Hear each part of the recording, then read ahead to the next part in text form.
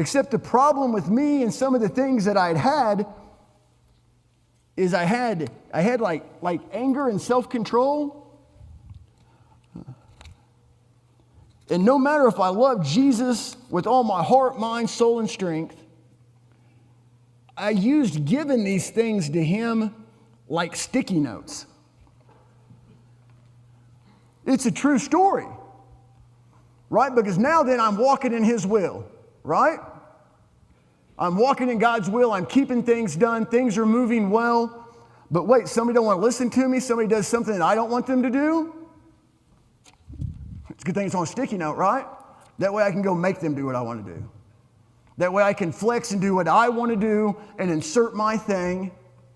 Guess who? I'm not in God's will. Promise you. Sometimes these things stick to your hands a little longer than you want them to, and they're harder to get back on here. And that's what I'd ran into. So things that I'd moved away from that I thought I'd done better than, they'd stuck back to me somehow. They weren't an image from afar off of what they once were. And that was the problem. Go ahead.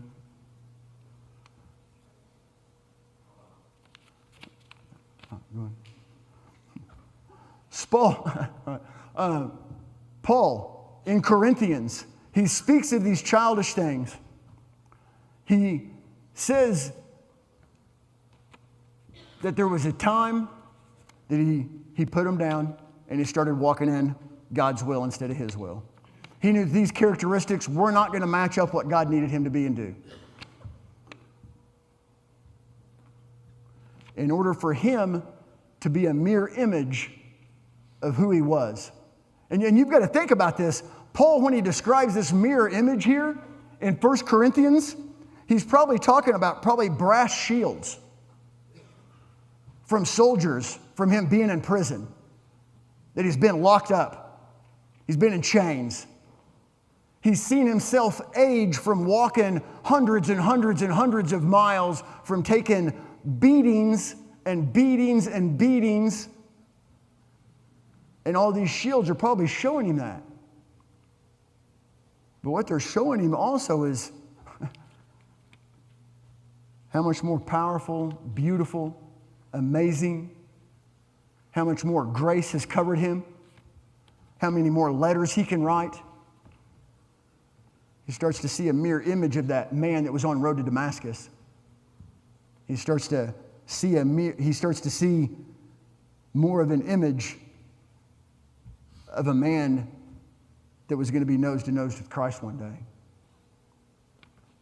And he's coming. That's something nobody's going to stop. Not one of us. So as you're making the New Year's resolutions this year, as you're deciding like I want to get this thing done, this thing done, this thing done, what do you want to put down to where you can be a mirror image of some of these childish things you might be doing?